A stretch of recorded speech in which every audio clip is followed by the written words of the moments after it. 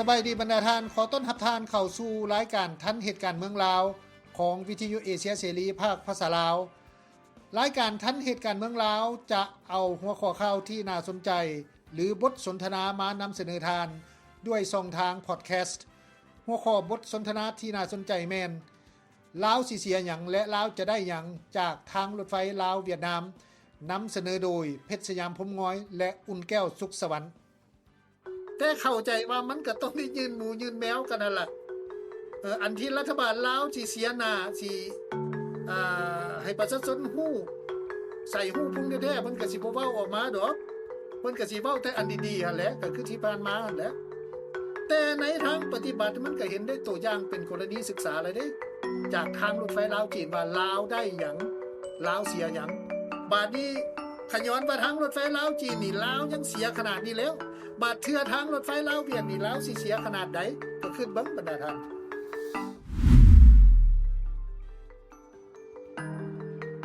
ก็อยากให้เบิ่งก็แม่นก็อยากให้เบิ่งโครงการลาวเวียดนามคือกันนะซึ่งระยะทางมัน450กิโลเมตรผ่านเฉพาะประเทศลาวประชาชนสิจักครอบครัวสิได้รับผลกระทบ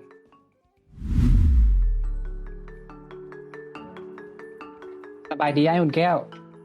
สบายดีเพชรโดยบ่ได้เจอกันดนเนาะโดยทับอีกได้นอนที่เฮามาจัดรายการนํกันโดยอ้าวสิเว้าเรื่องหยังมื้อนี้เจ้าเกริ่นๆก่อนมื้อนี้ก็มีประเด็นนึงเนาะที่สิมาเว้ากันซึ่ง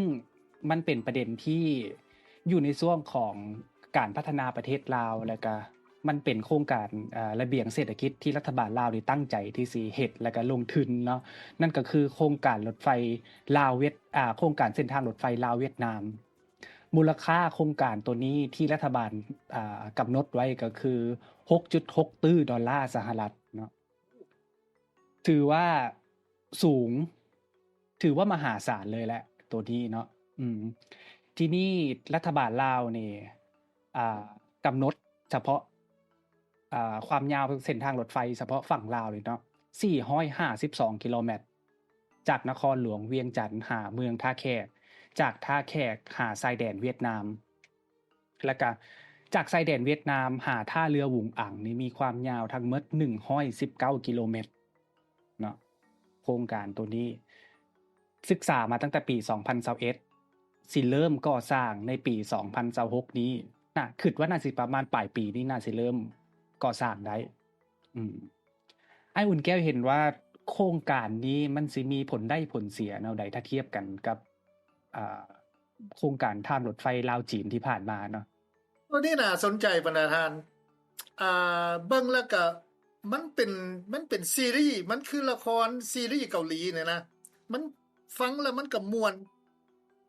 ฟังแล้วมันก็เป็นเรื่องตกอยู่ที่ตอนเช้ามันก็น่าเศร้าใจคือกันคล้ายๆคือซีรีส์เกาหลีนั่นแหละเฮาสิมาเบิ่งอยู่บ่อนใดเพชรบรรดาท่านเอารมณ์กันไปนำเฮาสิมาเบิ่งอยู่บ่อนว่าลาวสิได้หยังลาวสิเสียหยังจากโครงการทางรถไฟลาวเวียดเนี่ยในต่อหน้าเนี่ยเฮาสิฮู้ได้แนวใดในต่อหน้านี่ก็บ่มีไปฮู้ดอกว่ามันสิเกิดหยังขึ้นเพราะว่ามันยังบ่ได้เกิดขึ้นอันนี้เป็นแผนการแต่ว่าให้เฮาเบิ่งหลังกับเบิ่งปัจจุบันนี้เฮามีทางรถไฟลาวจีนแม่นบ่มูลค่าเท่าไหร่ประมาณ6ตื้อแม่นบ่แล้วเบิ่งดูว่าก่อนสิเกิดทางรถไฟลาวจีนมันมีความยุ่งยากขนาดใดในการว่าเอาดินเอาดอนของประชาชนในการชดเชยให้ประชาชนเจ้าเคยนำเสนอข่าวตัวนี้เป็นจังได๋เจ้าว่าโครงการตัวนี้เท่าที่ผ่านมาเนาะเท่าที่ได้สัมภาษณ์ชาวบ้านในการลงพื้นที่เนาะการชดเชยชาวบ้านนี่หลายสิ่งหลายอย่างนี่บ่สมเหตุสมผลเนาะทั้งเรื่องของการยกย้ายเรือนชานจากแคมทางเส้นทางหลักเส้นทางรถไฟแล้วก็ย้ายเขาเจ้าไปอยู่ในกลางป่ากลางดงเนาะสร้างเรือนให้เขาเจ้ามันมันก็บ่คักบ่งามบ่อนทำการผลิตมันก็อยู่ไกลห่างไกลเรื่องของเงินชดเชยเองก็มีความล่าช้ามีความบ่สมเหตุสมผลชาวบ้านหลายบ้านก็ร้องทุกข์ร้องเรียนแต่ทางการลาวก็ บอกว่าเป็นไปตามกฎเป็นไปตามระเบียบเป็นไปตามการประเมินสุดท้ายมาผู้ที่ได้รับผลกระทบก็คือชาวบ้านอันนี้คือสิ่งที่เกิดขึ้นกับประชาชนจากทางรถไฟลาวจีนบัดนี้มาเว้าเรื่องทางรถไฟลาวเวียดบัดนี้บรรดาท่านทางรถไฟลาวเวียดนี่เพิ่นมีการประชุมกันแม่นบ่เพชรคันถ้าท่านจือได้มีการประชุมกันอยู่กองประชุมสภาแห่งชาติหั้นเพิ่นมีการอภิปรายกันคันซั่นไปฟังบางช่วงบางตอนก็เนาะว่าเพิ่นมีการอภิปรายกันจังไดเกี่ยวกับทางรถไฟลาวเวียดนี่ไปฟังเบิ่งกันในการชดเชยผลกระทบต่อประชาชนหรือว่าให้บริษัทชดเชยทั้งหมดอันนี้ก็เลยเว้ากันอยู่บ่ตัวนี้หรือว่าแม่นหน้าที่รัฐส่วนหนึ่งหรือว่าเป็นผู้สัมปทานของการรับสอบทั้งหมดนี่นะขอให้ความกระจ่างแจ้งจักหน่อยอันนี้ก็ความสำคัญได้เพราะว่าคันประชาชนกระทบห้องทุกข์แล้วมารัฐบาลมหาสภาไปทุกบอนเลยนะคือโครงการรถไฟลาวจีนฉะนั้นก็ขอมันแจ้งอยู่ที่บทบาทตัวนี้เพื่อบริษัทก็สิไปพอเฮาสิไปเบิ่งแก้นะมันก็คือสิยากคันมันแจ้งแล้วก็ดีอันนี้ขอให้ท่านเฮายกต่อเจ้าขอขอบใจท่านประธานสภาแห่งชาติปัญหาการชดเชยนี่แน่นอนเนาะก็ต้องแม่นในสัญญาระบุแล้วแม่นผู้พัฒนาเนาะบริษัทเป็นผู้รับผิดชอบ 100% อยู่ในนี้เนาะทางบริษัทเองเวลาไปเจรจาเงินกู้เนาะเงินกู้เขาเจ้าจะกำหนดอยู่ในสัญญาเงินกู้ระหว่างบริษัทปิโตรเทรดกับผู้ปล่อยเงินกู้ให้เลยฉะนั้นเงินชดเชยมันจะอยู่ในหันเลยหมายความว่าบริษัทนี่กู้เงินมาแล้วก็แม่นการชดเชยมันร่วมอยู่ในหันเลยฉะนั้นในนี้พวกเฮาจึงจะได้ไปกำหนดละเอียดคือคำเห็นคำถามเจาะจิ้มของสสพวกเฮาและว่าเฮาสิกำหนดแนวใดอัตราหัวหน่วยการชดเชยแนวใดซึ่งในนี้แต่ละระยะการกำหนดอัตราชดเชยหันมันก็กลายมาเกือบปีแล้วเนาะฉะนั้นมันมีการเปลี่ยนแปลงตัวนี้พวกเฮาจะได้ไป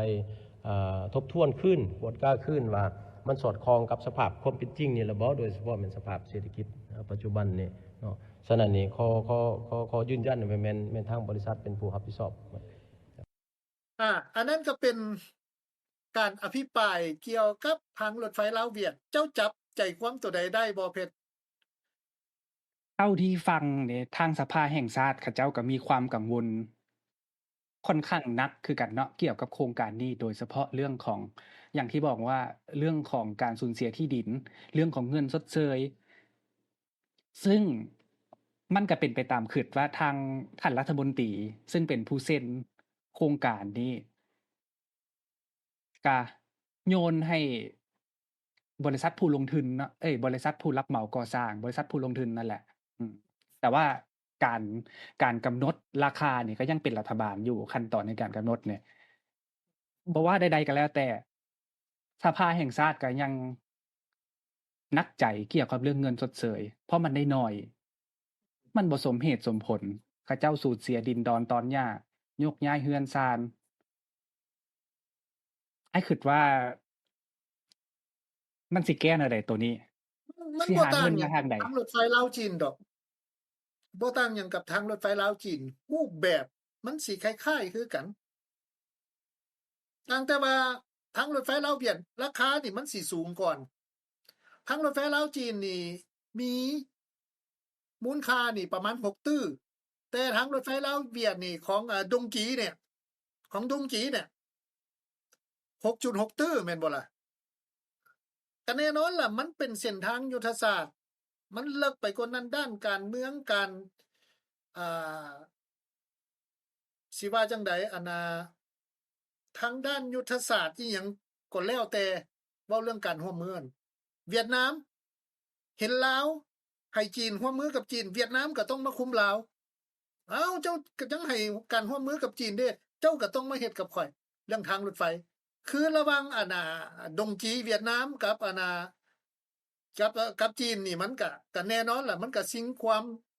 สิว่าสิงพื้นที่กันอยู่ประเทศลาวคันมาเบิ่งแล้วก็มันก็ถูกแบ่งกันไปเลย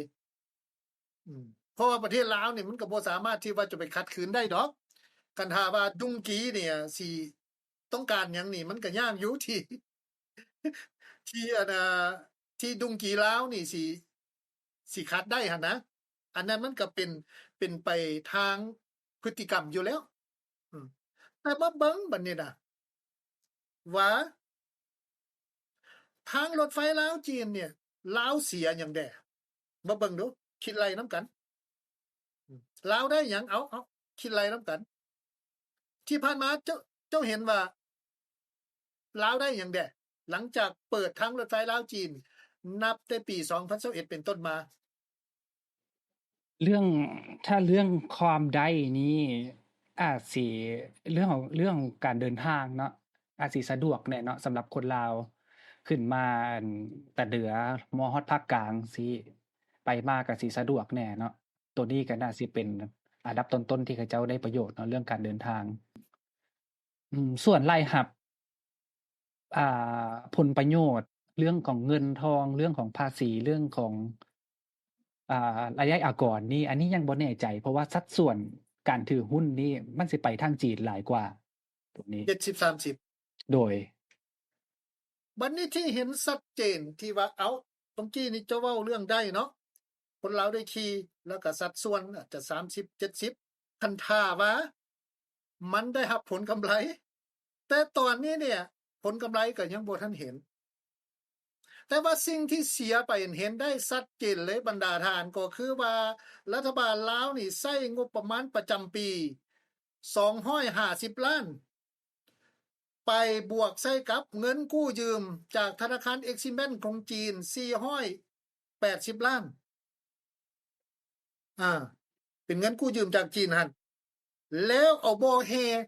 ค้ำประกันทางรถไฟลาวจีน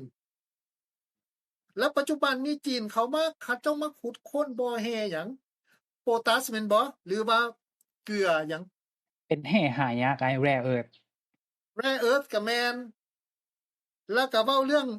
แฮเกลือกาลี เกลือกา อยู่ ลี แขวงคำมวนนี่อันนั้นเกลือกาลีอยู่แขวงคำมวนล่ะเป็นบ่อแฮเอามาค้ำประกันทางรถไฟลาวจีน อืม เขาเจ้าขุดไปมหาศาลแล้วเด้ โดย มหาศาลจังได๋ท่านเห็นบ่เกลือกาลีการขุดค้นเกลือกาลีอยู่แขวงคำมวนหั่นมันขุดไปคือหูตุนนี่ดิมก็ยุบลงไปน้ำก็ซึมลงไป ผลกระทบกับมหาศาลแล้วรถอยู่ก้องอุโมงค์นี่รถแล่นนี่น่ะ ขนาด10ล้อนี่มันแล่นสวนกันได้ไดและแต่ละปีนี่เขาก็เจ้าขุดค้นไปจากต้นแล้วเกลือกาลีเป็นจำนวนหลายเห็นบ่อันนั้นล่ะคือสิ่งที่เสียไปสำหรับทางรถไฟลาวจีนสิไปหน้าให้เบิ่งหลัง อันนี้แหละตอนนี้แหละสิ่งที่กำลังเกิดขึ้นเป็นกรณีศึกษาจากโครงการทางรถไฟลาวจีนว่าลาวนี่เสียมหาศาลถึงติดหนี้แต่ผลได้รับยังบ่ได้รับหยังเทื่อมีแต่ได้ขี่แล้วเห็นบ่ว่าเศรษฐกิจของประเทศลาวดีขึ้นบ่รายรับของประชาชนลาวนี่ดีขึ้นส่ำใดจากทางรถไฟลาวจีน โดย หลังจากที่ทางรถไฟลาวจีนได้ดำเนินการไปแล้วหั่นนะ โดย หรือว่ามันมีรายรับอื่นบ่เข้ามา โดย ทีนี้อันโครงการรถไฟลาวเวียดนามที่มูลค่า 6.6 ตื้อดอลลาร์สหรัฐเนาะอ้ายมูลค่ามันสูงหลายปานนี้คิดว่ามันสิมีหยังเป็นหลักค้ำประกันอีกอยู่บ่อ้าย ตัวนี้บ่ต่างหยังกับทางรถไฟลาวจีนนั่นแหละรัฐบาลลาวก็ต้องขนขวาย ต้องได้กู้ยืมหั่นแหล้วบัดนี้คำถามก็คือว่า รัฐบาลลาวมีเงินเท่าใดจังค่อยสิสร้างก็แน่นอนคันบ่มีก็มีแต่เอาดินค้ำประกัน ทรัพยากรธรรมชาติค้ำประกัน เอาทรัพย์สินของรัฐนั่นแหละค้ำประกัน รัฐวิสาหกิจต่างๆหั่นแหล้วมาค้ำประกัน เพื่อสร้างตัวนี้ เพราะว่าบ่สร้างก็บ่ได้เด้ดงกีเพิ่นเอาแท้เอาว่าเด้เรื่องนี้น่ะ ดงกีลาวนี่สิกล้าขัดบ่คันดงกีเวียดต้องการแล้วนะ โดย มันก็ยาก แขวงใดอ้ายที่คิดว่าสิเป็นแหล่งค้ำประกันที่ดีที่สุดของลาว ในโครงการลาวเวียดนามนะ ปัจจุบันนี้คือเวียดนามนี่เข้ามาขุดค้นบ่อค้ำอยู่แขวงอัตตปือกับบ่อค้ำวังตัดก็เป็นจำนวนมหาศาลแล้วจักขุดไปได้ขนาดใดแล้วก็บ่มีใครฮู้ ก็ขุดมา10กว่าปีแล้วเด้แต่ว่าสำคัญเพิ่นสิเอาบ่อแฮตัวนั้นบ่มาค้ำประกัน หรือว่ามันสิต้องเอาบ่อแฮตัวใหม่เด้สมมุติว่าเอาบ่อแฮที่เขาขุดค้นแล้วไปค้ำประกัน เขาสิเอาบ่ล่ะธนาคารเอาแม่นเจ้าเป็นธนาคารเจ้าสิให้ค้ำประกันบ่ล่ะบ่อแฮเขาเจ้าขุดมาเป็น10ปีเอายกตัวอย่าง มันก็ต้องซอกบ่อแฮตัวใหม่มาค้ำประกันแม่นบ่ สิมีแหล่งทรัพยากรอื่นอีกอยู่บ่อ้ายเช่นเขื่อนไฟฟ้า หรือว่าพลังงานลม หรือว่าไอ้ต้นไม้ นี่เพิ่นก็ยังบ่ได้ออกมาแต่ต้นไม้นี่มันค่อนข้างว่าบ่มีแล้วนะ เพราะว่าซาเฮานำเสนอข่าวนี่ส่วนใหญ่มันก็ขนออกเบียดบักหลายๆล่ะไม้นี่คือสิบ่มีแล้ว มันคงจะเป็นตัวอื่นสิเป็นหยังรัฐบาลลาวก็ยังบ่ได้เปิดเผย แต่เข้าใจว่ามันก็ต้องได้ยืนหมูยืนแมวกันนั่นล่ะอันที่รัฐบาลลาวสิเสียหน้าสิให้ประชาชนฮู้ใส่ฮู้พุ่งแท้ๆเพิ่นก็สิบ่เว้าออกมาดอกเพิ่นก็สิเว้าแต่อันดีๆหั่นแหละก็คือที่ผ่านมาหั่นแหละแต่ในทางปฏิบัติมันก็เห็นได้ตัวอย่างเป็นกรณีศึกษาแล้วเด้จากทางรถไฟลาวจีนว่าลาวได้หยังลาวเสียหยังบาดนี้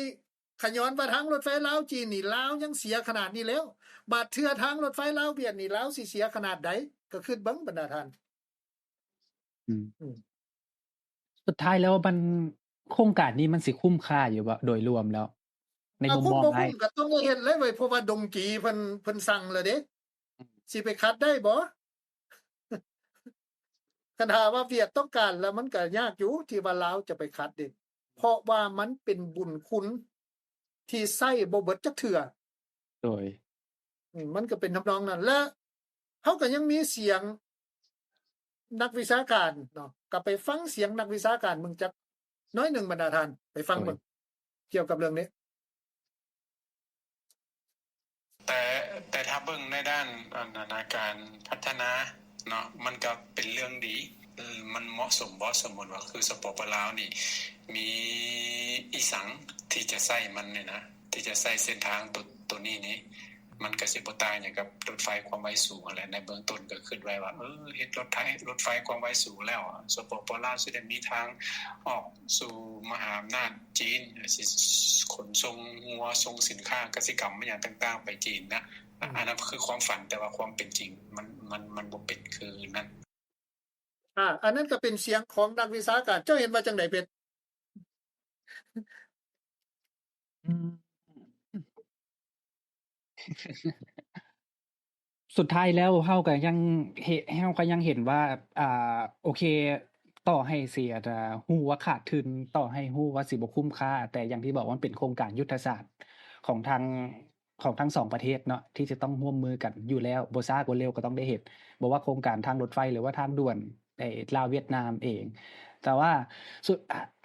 เฮาแค่อยากให้ภาคส่วนที่เกี่ยวข้องเนาะโดยเฉพาะรัฐบาลลาวนี่คำนึงถึงผลกระทบของชาวบ้านเฮาเบิ่งตัวอย่างของโครงการลาวจีนเองเนาะผ่านมาจักปีแล้วเฮาก็ยังบ่เห็นว่าชาวบ้านที่อยู่ทางรถไฟชาวบ้านแท้ๆที่อยู่ทางรถไฟนี่เขาบ่ได้รับผลประโยชน์พอปานใดก็อยากให้เบิ่งก็อยากให้เบิ่งโครงการลาวเวียดนามคือกันหั้นนะซึ่งระยะทางมัน450กิโลเมตรผ่านเฉพาะประเทศลาวประชาชนสิจักครอบครัวสิได้รับผลกระทบมันบ่แม่นความพัฒนาไปหน้านะแต่ชาวบ้านมันสิถกไปเต็กอะนะ อันสิเว้าแล้วมันก็หลายคนก็สิว่าอ้าวเจ้าบ่ต้องการทางรถไฟลาวจีนบ่นะบ่แม่นบ่หมายความว่าทางรถไฟเจ้าบ่ต้องการทางรถไฟบ่นะมันก็หลายๆประเทศเขาก็มีดอกทั้งเรื่องทางรถไฟหากแต่ว่ามีอยู่แล้วนะหากแต่ว่ามีแล้วนะเจ้าต้องเสียหยังไปแด้และประชาชนเจ้าภายในประเทศเจ้าได้รับประโยชน์หยังแด้จากทางรถไฟขนาดว่ามีแล้วเพราะเพียงแต่ว่าเป็นทางผ่านให้หมู่ซื่อๆเป็นการขนส่งสินค้าของประเทศที่บาลงทุนซื่อๆของยักษ์ใหญ่ซื่อๆคือของจีนจังซี่คือของเวียดจังซี่เจ้าก็พอเพียงเป็นทางผ่านซื่อๆหั่นนะแล้วเจ้าสิมีไปเฮ็ดหยังสำหรับนี่ก็มีไปเพื่อขี่ซื่อๆแหละมันก็สิเป็นจังซั่นบรรดาท่านสรุปง่ายๆก็คือว่ามันคงจะบ่ต่างหยังกับทางรถไฟลาวจีนดอกเฉพาะทางรถไฟเวียดนามนี่ สิมีประมาณนี้บรรดาท่านเพชร โดยจังใดก็ขอบใจหลายๆอ้ายอุ่นแก้วเนาะที่ร่วมแลกเปลี่ยนอ่าประเด็นข่าวกันในมื้อนี้เนาะหวังว่าโอกาสหน้าเนาะสิได้หาเรื่องหาประเด็นมาคุยกันอีกเนาะ ลาไปก่อนสบายดี สบายดี